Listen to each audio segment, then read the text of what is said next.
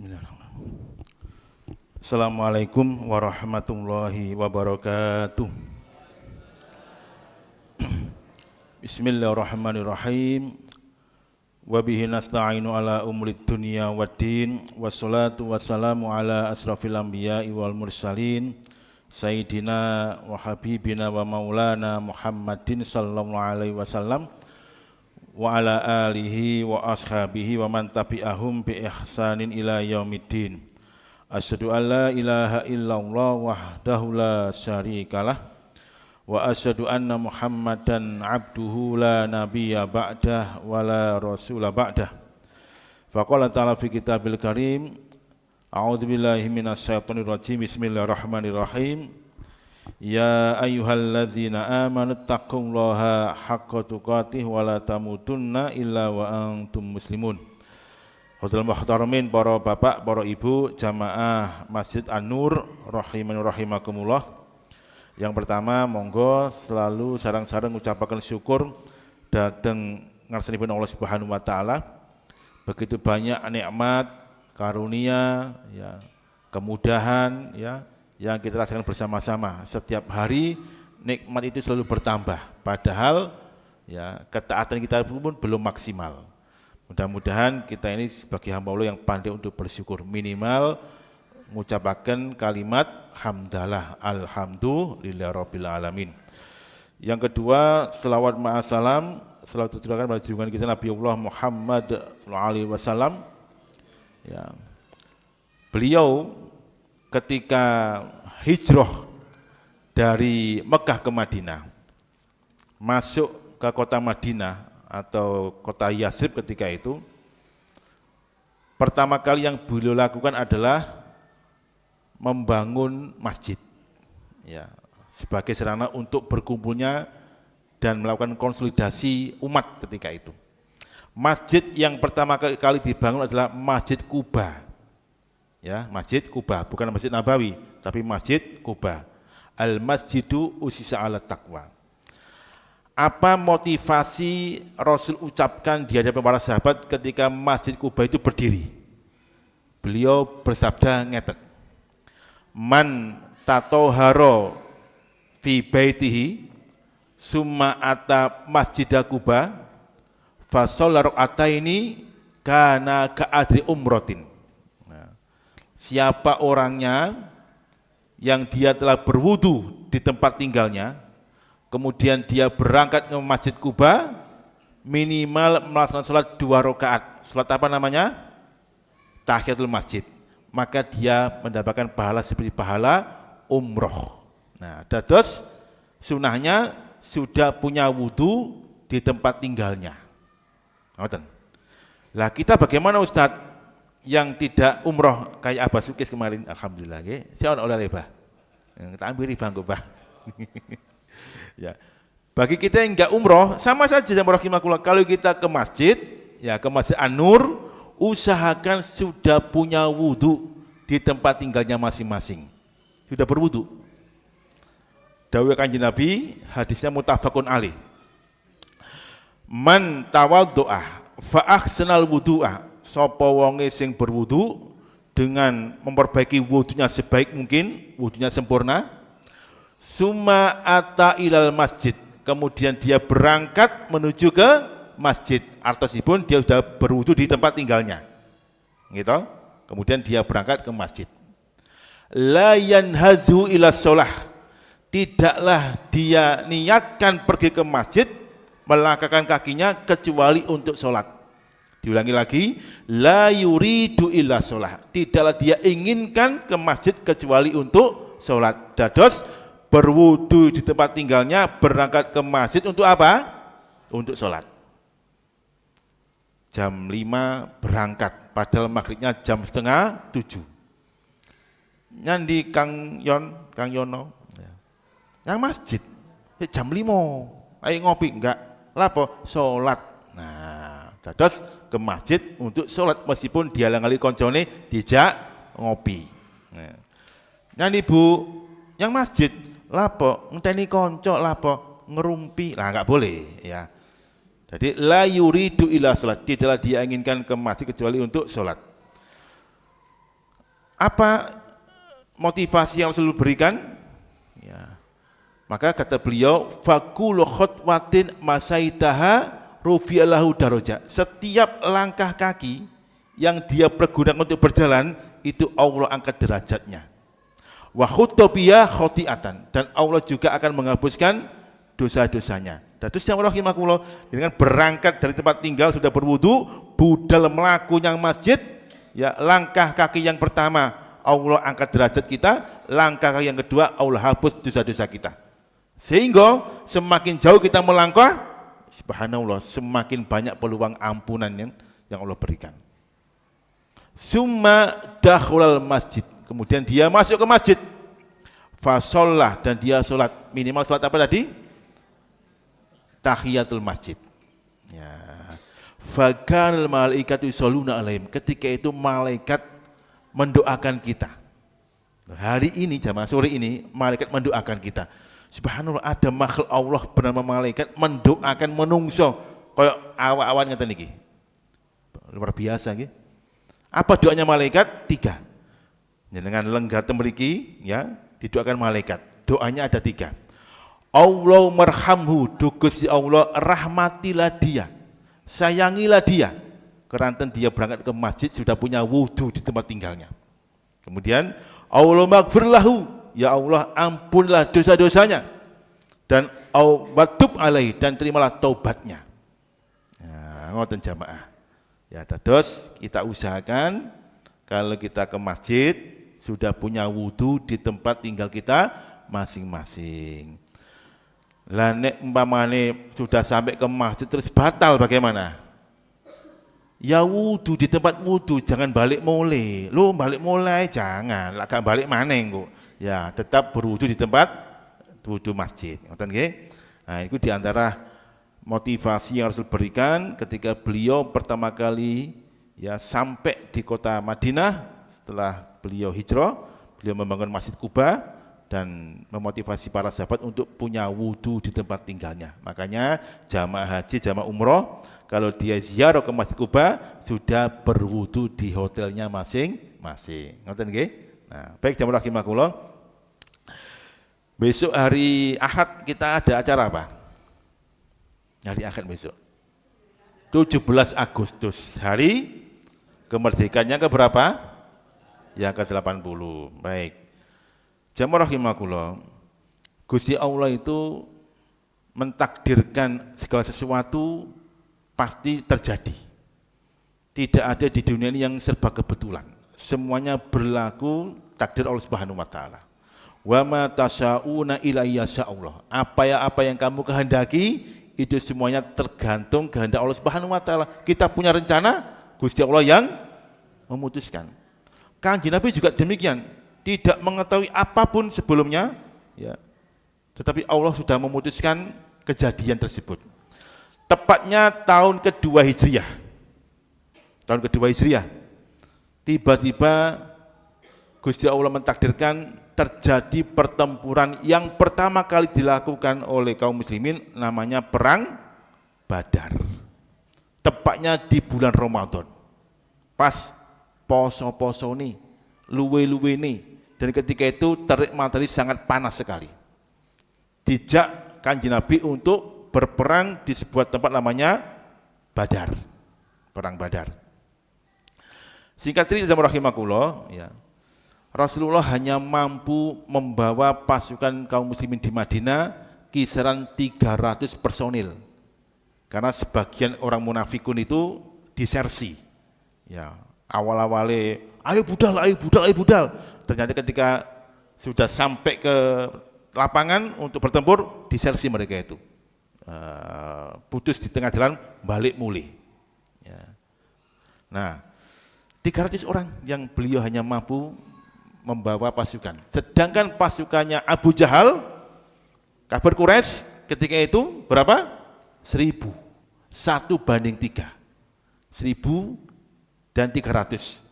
Hitungan matematika jamaah rahimakumullah, logika kita sebagai manusia, 1000 VS, apa VS itu? Ya, versus 300 menang mana? Ya menang 1000. Ya, menang 1000. Apalagi pasukannya Abu Jahal itu dilengkapi dengan perlengkapan sangat luar biasa lengkapnya. Luar biasa lengkapnya. Lengkap sekali jemaah rahimahullah. Singkat cerita, kejadian perang Badar ini Allah abadikan di surah Al-Anfal. Terus jenengan yang kepengin mersani secara runtut dan lengkap sebabnya, kemudian bagaimanakah Rasul bisa menang, apa strateginya, itu Allah ceritakan di surat Al-Anfal, surat yang ke-8. Surat yang keberapa? Ke-8. Al-Fatihah, Al-Baqarah, Ali Imran, An-Nisa, Al-Maidah, Al-An'am, Al-A'raf, Al-Anfal, surat yang ke-8. Allah ceritakan tentang perang Badar lengkap ketika itu. Jemaah rahimakumullah, perang Badar itu terjadi di siang hari. Tetapi di malam hari ada peperangan spiritual. Sebelum di siang hari perang fisik. Sama, orang kafir Quraisy juga ini pengalaman yang pertama pertempuran. Ya, sebelumnya di tanah Mekah ya hanya tawuran mawon, tawuran antar kabilah, ya, rebutan tempat parkir misalkan, tawuran dan sebagainya. Ini pertama kali yang mereka alami di perang Badar. Sama-sama groginya. Abu Jahal sang pimpinan juga grogi, ya, menghadapi kaum muslimin meskipun hanya 300 orang. Rasul juga sang pemimpin juga grogi jamaah rahimahullah. Muncul sisi manusiawinya, grogi juga. Ya, sehingga di malam hari Rasul bangun di sepertiga akhir malam. Besoknya bertempur, Rasul bangun menangis. Karena ini adalah pengalaman yang pertama pertempuran di perang Badar. Rasul munajat berdoa. Dan munajatnya sangat terkenal sekali. Munajatnya itu dalam tanda kutip mengancam. Allahumma, do Gusti Allah, intuhlika hadzal asobah lan tu'bad fil ardi abadah. Do Gusti Allah, nalikane pasukan saya ini kalah besok, sudah entek wong Islam iki, engkau tidak akan disembah lagi di bumi selama-lamanya. Enggak ada orang muslim sudah. Enggak ada orang beriman, entek kabeh. Maka kalau ini kalah, saya pastikan jenengan tidak akan ada yang menyembah ya, kemudian. Nah, ketika Rasul itu berdoa, beliau menangis sampai sorbannya jatuh. Mertua beliau siapa namanya? Siapa mertua kanjeng Nabi? Abu Bakar. Itu mendekati Rasulullah, mengambil sorbannya dan kemudian memakaikan kembali ke Rasulullah sambil memberikan motivasi kesabaran. Ya Rasulullah, kafaka bimunajatika sayang tasirullah hudan. Duh Gusti Allah, sudah cukup dengan munajat panjenengan. Kami yakin besok Gusti Allah akan menolong kita semuanya dan kita akan pasti menang. Nah, ngoten nggih. Ini Rasulullah jamaah rahimahullah. Sisi manusianya muncul, grogi juga. Malam hari terjadi perang spiritual. Abu Jahal sama. Juga berdoa. Bangun di tengah malam. Ya. Orang kafir Quraisy kalau dia menyembah, siapa yang disembah? Lata, Uzza, Mana, ya kan? Tapi Abu Jahal ketika dia berdoa di malam hari tidak menyebutkan nama Lata, Uzza, Mana, enggak. Tapi dia mengatakan Allahumma. Sama, do Gusti Allah. Ya. Innahu Muhammadun. Dia itu Muhammad. Ja'ana bidil jadid, datang kepada kita tiba-tiba membawa agama baru namanya Islam. Akibatnya apa? Yufarikuna bainana baina qaumina, memecah belah kami antara kaum kami satu dan yang lainnya. Kalau begitu ya Rabb, ya fahlikil ghaza, hancurkan Muhammad dan pasukan yang besok. Sama jamaah. Terus Abu Jahal meskipun menyembah Lata, Uzza dan Mana tetap berdoa Allahumma do Gusti Allah. Hadis sahih ini. Jangan buka tafsir surah Al-Anfal, pasti ada hadis ini. Nah, ini menggambarkan jamaah rahimakumullah, orang-orang yang membawa bendera kebatilan itu pun biasa jamaah. Menyebut Gusti Allah itu pun biasa. Jenengan misalkan ada orang tombok togel ngoten niku ya nyebut Gusti ya Allah, menjang wayahe togelan. Nggih, tembus pinten ya Allah. Lah kula niki wingi kan ngaos ten Tulungagung. Nah, berangkat numpak bis. Ya, kita nyoba. Ustaz, jenengan naik bis aja, nanti kita jemput di Braan. Ya wis. Kula numpak bis Sumber Kencono. Nah, kumulane wong macem-macem. Ngoten iki ana sing ngomong, "Piro togele metu, Mang?" 7.8. Aduh. Ya Allah. Gagal maning ya Allah. Lah ngoten gagal. Ngoten niku ya Allah. Utang kula kata ya Allah, mbok menawi benjang togel medal bismillahirrahmanirrahim, tombok togel. Ya, pun biasa ngoten niku. Ya ini model-model Abu Jahal ngoten niku. Ya, menghancurkan Islam dengan menyebut nama Allah Subhanahu wa taala. Nah, jamaah rahimakumullah. Dari dua pemimpin ini, pertama Abu Jahal, ya, pimpinan kaum kafir Quraisy, satunya Kanjeng Nabi Muhammad, memimpin kaum muslimin. Satunya itu akidahnya kesyirikan, satunya akidahnya tauhid. Ya, satunya membawa bendera kebatilan, satunya membawa bendera kebenaran. Kira-kira Gusti Allah milih yang mana yang akan dimenangkan? Milih yang mana? Ya, pilih yang membawa kebenaran, ketauhidan, kejujuran, keadilan. Ya, ternyata besoknya meskipun pasukan itu hanya 380.000, Allah Subhanahu wa taala memenangkan kaum muslimin, dan pasukan kafir Quraisy itu kocar-kacir semuanya, bahkan sang pimpin Abu Jahal pun terbunuh ketika itu. Yang membunuh Abu Jahal bukan seorang besar, dua anak kecil melok perang, ya, pemuda kisaran umuran 18 sampai 20 tahun melok perang membunuh Abu Jahal. Nah, rahimakumullah. Nah, terus apa yang menyebabkan Rasulullah itu bisa memenangkan kaum muslimin? Sekali lagi kita buka di surat Al-Anfal. Surat yang keberapa tadi? Yang ke-8. Ada dua ayat yang menyebutkan sebab-sebab kemenangan kaum muslimin. Yang pertama di ayat yang 17. Jangan buka. Surat Al-Anfal ayat 17. Ya. Apa kata Allah? Ya, bismillahirrahmanirrahim. Wa ma romaita id romaita walakinnallaha rama. Bukanlah kamu yang membunuh mereka. Bukanlah kamu yang melempar tombak, melempar panah. Bukan kamu, tapi Allah lah yang melemparnya. Jadi kemenangan itu adalah dari Allah Subhanahu wa taala. Ya, keimanan. Karena sebelumnya disebutkan kalimat al-iman. Terus keimanan muncul pertolongan Allah dan kemenangan. Ini ayat yang 17.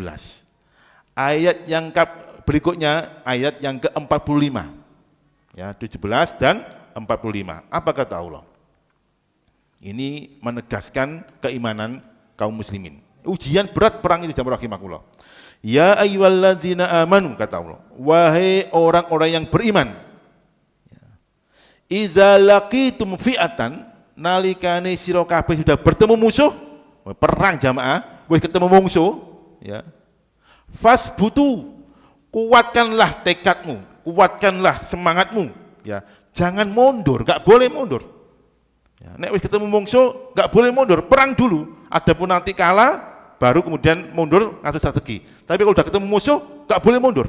Karena Rasul mengatakan al-firar fi yaumiz zahfi minal kabair. Disersi dari sebuah peperangan itu dosa besar. Ya, maju, mundur gini, ya. Ini dosa besar itu. Bapak-bapak, ibu-ibu, monggo benjang serang-serang kerja bakti nggih. Jam 7 pun kumpul di mana DE lunga. Ya. Ngajak kerja bakti, sing ngajak malah lunga. Ya. Nah, disersi. Maka ketika bertemu musuh kata Allah, fasbutu, kuatkanlah imanmu, kuatkanlah tekadmu, ya. Karena kalau sudah kuat iman dan kuat tekad itu Allah akan menolongnya. Wazkurullaha katsira, dan banyak-banyaklah mengingat Allah. La'allakum tuflihun, agar kamu mendapatkan kemenangan. Terus kuncinya al-iman, ya, keimanan, kemudian as-sabat, kekuatan, keberanian, tekad. Yang ketiga adalah pasrah pada Allah dengan banyak berzikir. Makanya kita lihat para pejuang kita itu kalau bertempur, kalimat yang keluar apa? Takbir, Allahu Akbar, Allahu Akbar, bukan meso, serbucuk, bukan, ya. Tapi Allahu Akbar, Allahu Akbar. Ya, Bung Tomo memberikan semangat area Surabaya dengan kalimat apa? Allahu Akbar, Allahu Akbar. Ya. Panglima Sudirman juga demikian. Ya, ketika beliau melakukan gerilya, menyemangati kaum muslimin ketika itu dengan takbir kalimat Allahu Akbar. Rasul juga demikian jemaah rahimakumullah. Dados kunci kemenangan kaum muslimin di perang Badar itu di ayat 17 dan ayat 45. Dados kalau kita gabungkan, ya, ini bukan sebuah kebetulan, ternyata Al-Anfal surat yang ke-8 kunci kemenangan di 17 dan 45 dan itu di bulan Ramadan. Kemerdekaan kita rahimakumullah itu terjadi kapan? Di bulan Ramadan, sama. Dan proklamasi kemerdekaan kalau kita lihat Bung Karno itu mengucapkan Jakarta tanggal 17/08/45, bukan 1945, 45 itu teks aslinya seperti itu. Ya. Terus ada kesamaan ternyata. Apakah ini kebetulan? Enggak ada yang kebetulan, jemaah rahimakumullah.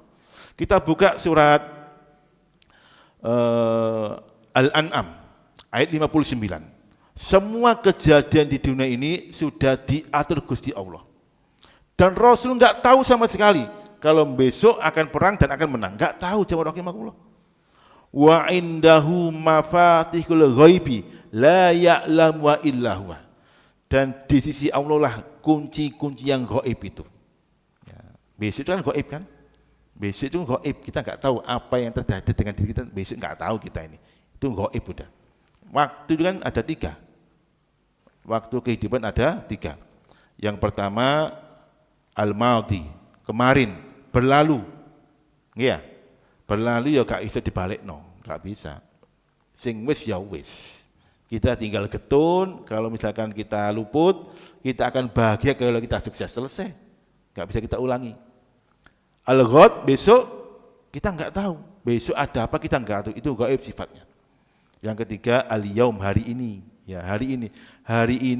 Hari itu Rasulullah menghadapi orang kafir Quraisy dengan jumlah 1:3. Dihadapi dengan penuh keyakinan. Ya, al-ghad besok gimana enggak tahu. Makanya wa indahu mafatihul ghaibi la ya'lamu illa huwa. Lan di sisi Allah lah kunci-kunci yang gaib, tidak satu pun yang dapat mengetahui kecuali hanya Allah Subhanahu wa taala. Nah, jamaah rahimakumullah, dados ya, apakah ini kebetulan? Wallahu a'lam. Yang jelas terjadinya sama di bulan Ramadan, kemenangan juga di bulan Ramadan. Kemudian itu juga pertempuran yang Rasul alami dan Allah cantumkan di surat yang ke-8, dan kebetulan juga ya subhanallah kunci kemenangannya di 2 ayat, di ayat yang ke-17 dan 45. Ya, jadi kemerdekaan kita ini sesungguhnya rahmat dari Allah Subhanahu wa taala. Kan enggak nucuk juga. Bangsa Indonesia bisa mengalahkan sekutu, bisa mengalahkan Jepang. Enggak masuk akal jemaah. Karena mereka punya kekuatan yang luar biasa, peralatan canggih, kita hanya bambu runcing. Kita hanya ketapel, kita hanya batu dan sebagainya. Tapi kalau Allah berkehendak, wa ma tasyauna illa yasha Allah. Apa-apa yang kamu kehendaki semuanya tergantung kehendak Allah Subhanahu wa taala.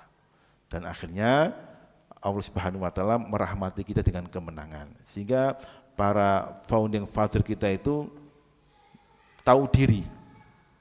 Di pembukaan undang-undang dasar ya ada kalimat apa? Atas berkat rahmat Allah. Ya, terus mereka menyadari bahwa kemenangan ini adalah karunia Allah Subhanahu wa taala. Jamaah rahimakumullah, kita ini saat ini sudah merasakan kenikmatan merdeka ini. Ya, bagaimana kita mensyukurinya? Ya. Pertama, syukur itu artinya tasarrufun nikmah li ziyadati ta'ah. Itu namanya syukur. Mempergunakan kenikmatan dalam rangka menambah ketaatan kepada Allah Subhanahu wa taala, itu namanya syukur. Ya, jenengan hari ini diberikan kesehatan. Alhamdulillah, maka bersyukur kita.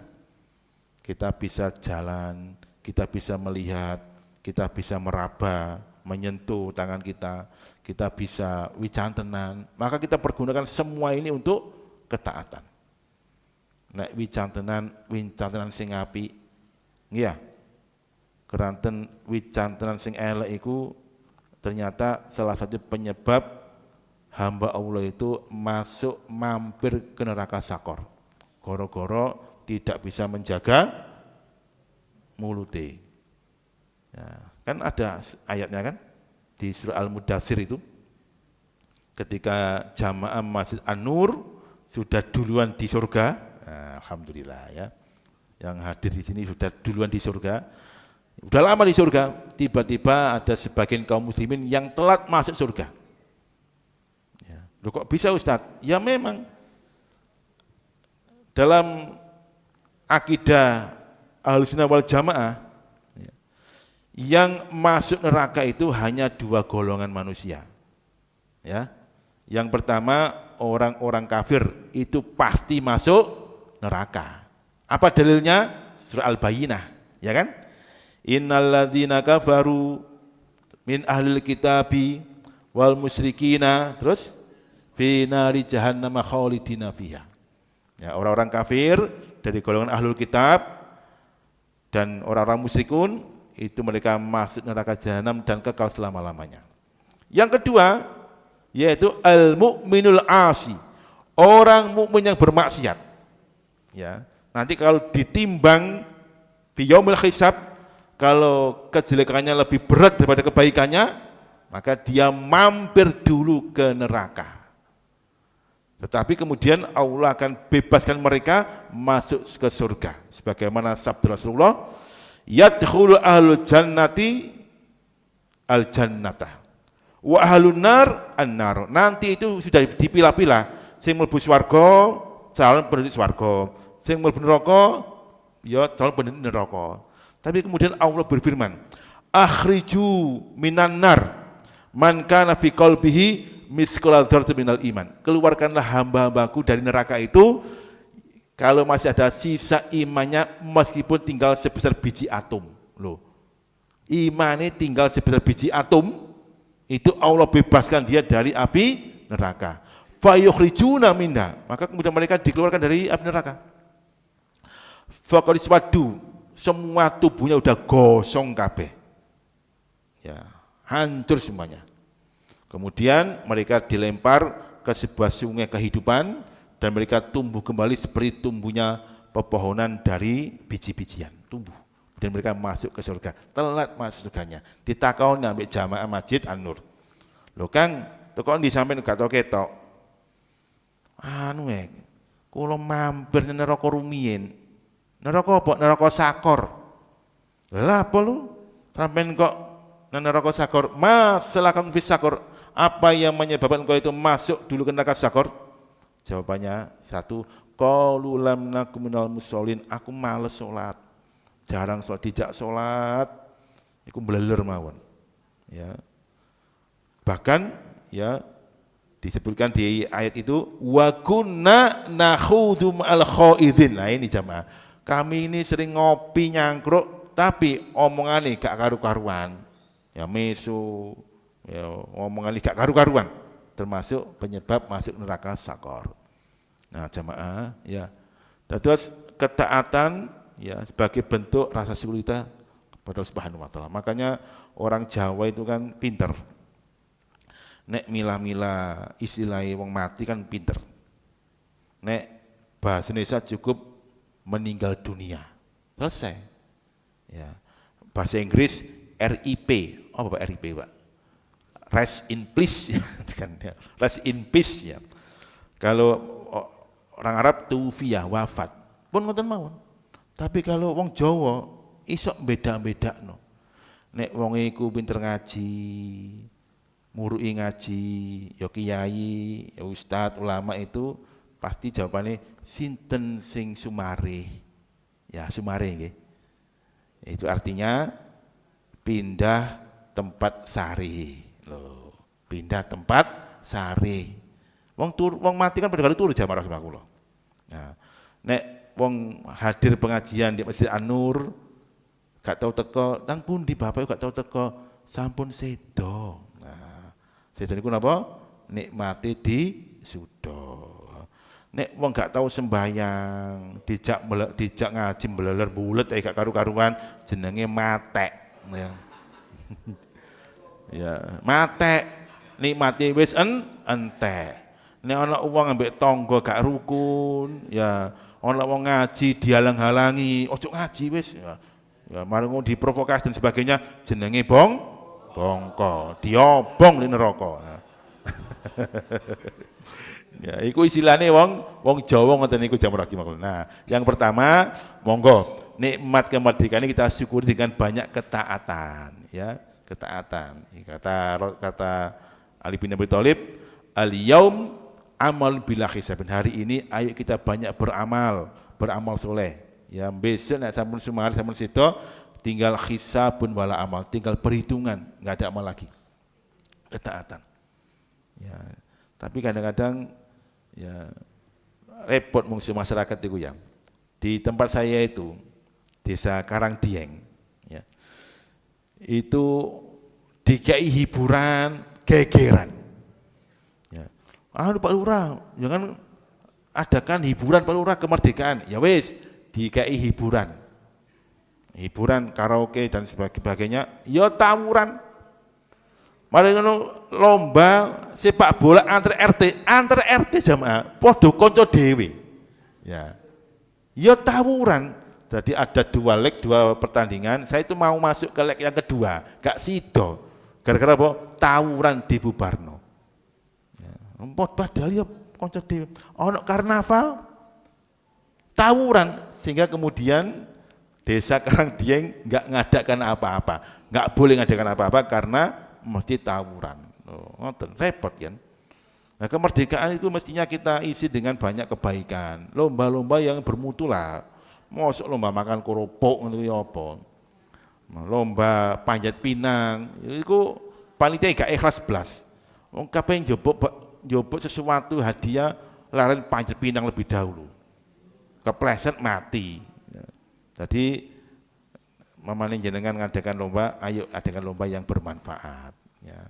Misalnya lomba cerdas cermat, lomba apa lagi? Lomba mancing dan sebagainya ya, ngoten. Ya, itu yang pertama. Gimana kok? Mari kita pergunakan kemerdekaan dengan banyak melakukan ketaatan. Yang kedua jamaah rahimakumullah, bagaimana kita mengisi kemerdekaan ini, yaitu dengan banyak melakukan hal-hal yang sifatnya itu jujur dan kebaikan. Ya, sekarang ini kan golek wong jujur kan rada iwu nggih. Rada iwu. Iwu jamaah. Padahal jujur niku lawane napa? Bojuk nggih. Nah, jujur lawane bojuk. Bojuk niku dosa besar. Karena tidak sesuai dengan fitrah manusia. Kanjeng Nabi sebenarnya sudah menggaransi umatnya bahwa umat itu pasti jujur, enggak ada yang berdusta. Maka Kanjeng Nabi kecewa kalau ada umatnya yang berdusta. Apa kata Rasulullah? La yastamul iman wal kizbu fi qalbin mu'min abadan. Ora iso kumpul sakjane antara iman dan dusta ten manet yang mukmin selama-lamanya, enggak iso kumpul. Artinya pun kata Rasulullah, wong mukmin itu pasti jujur. Pasti jujur. Makanya kalau ada orang mukmin enggak jujur, ya, itu sudah menyimpang dari fitrah keimanannya. Dan Gusti Kanjeng Nabi enggak remen hal seperti itu. Sehingga beliau mengatakan, saapi-api orang itu noto kedustaannya. Ya. Sahebat-hebatnya orang itu menata dengan beberapa skenario dustanya, enggak iso tenang hidupnya. Enggak iso tenang. Rasul mengatakan, as-sidqu tumakninah. Jujur itu membawa ketenangan. Wong jujur pasti tenang uripe, gitu. Enak uripe, meskipun uripe pas-pasan misalkan. Tapi kalau dia jujur, nyaman, enggak ada beban sama sekali. Ya. Tetapi al-kizbu raibatun. Dusta itu bikin umek. Raibatun, gelisah. Wong banyak berdusta pasti gelisah. Meskipun dia itu memormak dirinya koyok dengan senyuman kebahagiaan, itu kamuflase. Nuraninya gelisah. Kenapa demikian? Karena rahmat Allah enggak sampai ke dia. Padahal rahmat Allah itu kan luas sekali. Ya, di antara penyebab rahmat Allah itu tertunda mendekati kaum beriman, salah satunya adalah karena kedustaan. Maka Rasul mengatakan al-kizbu raibatun. Dusta itu bikin orang itu gelisah jamaah. Umek uripe. Besok nyaman. Nah, ngoten nggih. Sehingga terakhir ada hadis Nabi yang bisa kita jadikan sebagai renungan bersama-sama di hari kemerdekaan ini. Salah satun la yukallihumullahu yaumal qiyamati. Ada 3 model manusia yang nanti tidak diajak bicara oleh Allah Subhanahu wa taala pada hari kiamat, dijarno. Wala yang dulilahim, Allah tidak memandang mereka, dijarno gak direken. Wala yuzakkihim, Allah tidak mensucikan mereka. Ya, dijarno, gak enak jamaah. Gak diwawa Gusti Allah itu gak enak. Ya. Walahum azabun alim, dan mereka mendapatkan azab yang sangat pedih. Para sahabat yang mendengarkan sabda beliau langsung berkomentar, ya Rasulullah, khabu wa khasiru, itu kanjeng Nabi, sungguh rugi dan celaka orang ini. Siapa mereka itu? Ada 3. Ayo kita renungkan sama-sama. Yang pertama, nah ini, saikhun zanin. Ya, saikhun zanin. Saikhun itu wong tuwek. Zanin itu suka berzina. Wong tuwek betik. Ya, wong tuwek betik. Ya, wis tuwek betik pisan ya. Namanya saikhun zanin. Ana wong wedok kudu nguntal ya. Wonten niku? Wonten kathah ya. Kathah ngoten niku. Jadi orang tua sik gelem wedokan, betik. Hati-hati. Syekhun zanin. Ini, nah, usia tua itu usia berapa jemaah? Ayo, usia tua usia berapa? Kita mungkin mengatakan usia tua usia 60 tahun Ustaz, pensiun. Boten, ya. Usia tua itu kalau kita melihat dari Al-Qur'an surah Al-Ahqaf, ya, ayat yang ke-14, usia 40 tahun itu udah usia tua. 40 tahun usia tua itu. Hatta ya blugha arba'ina sanatan, sampai mereka usia 40 tahun udah masuk usia tua. Makanya kalau orang itu udah usia 40 tahun ke atas, kalau dia itu telat bertaubat, berbahaya itu. Bisa sulh khotimah. Ya, makanya jenengan yang lebih dari 50 tahun kudu sregep ngaji nih ben dina Selasa. Ya, terutama pekan kedua, ya kudu ngaji sregep. Ngoten nggih, wong karek ngaji ngoten mawon ya. Nah, syekhun zanin, ya, orang tua yang suka berzina betik. Yang kedua, kata beliau, wa malikun kadzab, ya, penguasa yang suka berdusta. Penguasa yang suka berdusta itu juga ya nanti gak diwawuh Gusti Allah. Subhanallah. Yang ketiga, ini sing rada nemen juga ini, yaitu wa'ailun mustakbirun. Wong melarat tapi sombong. Loh, ya apa iki rek? Wis melarat tapi sombong. Wonten to mriki? Oh, teko enggak wonge? Ya. Nggih, wong melarat tapi sombong. Masya Allah ya. Kula niku nggih kagungan tangga ya.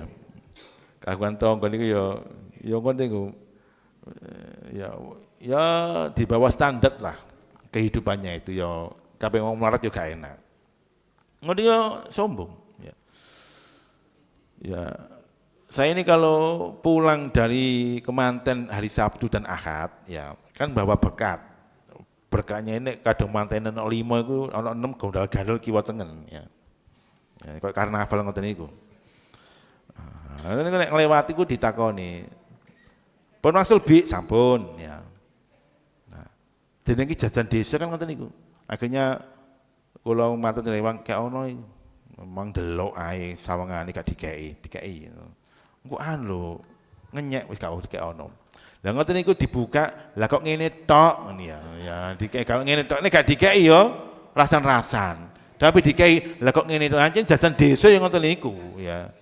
Ya maneng. Ya, repot ngoten nggih.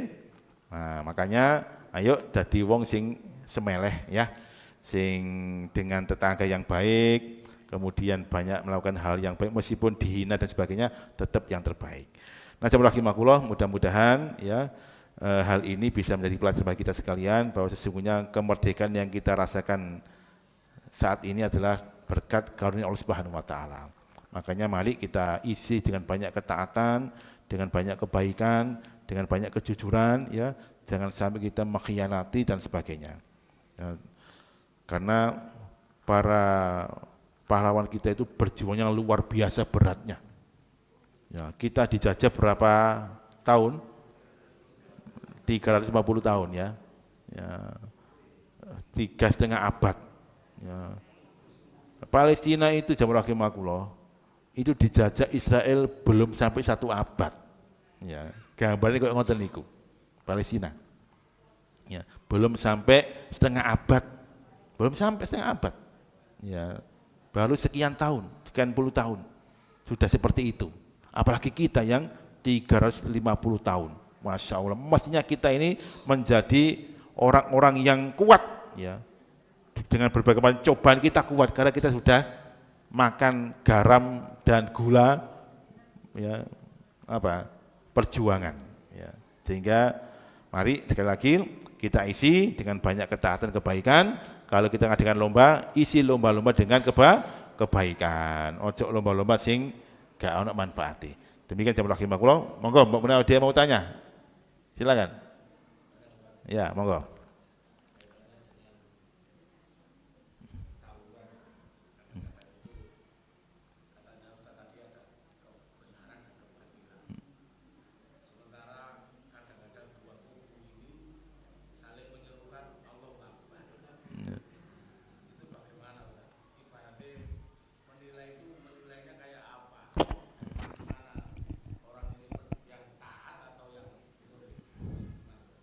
Iya.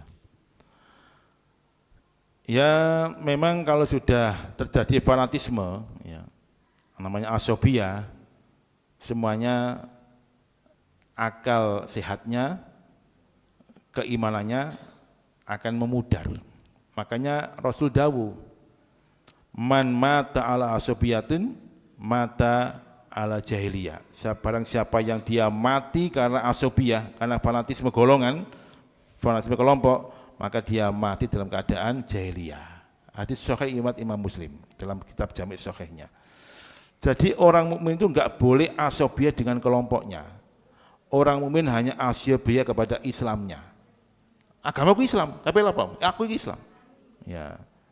Makanya ada orang itu numpak sepeda motor, ya tulisannya di kaosnya, aku ojo disalib sebab aku wong Islam. Nah, ini bentuk dari fanatisme Islamnya. Ya, kalau kita asobia pada kelompok, kelompok itu buatan manusia dan pasti semuanya pada tataran ijtihad, pemikiran, dan pemikiran itu nggak akan sempurna.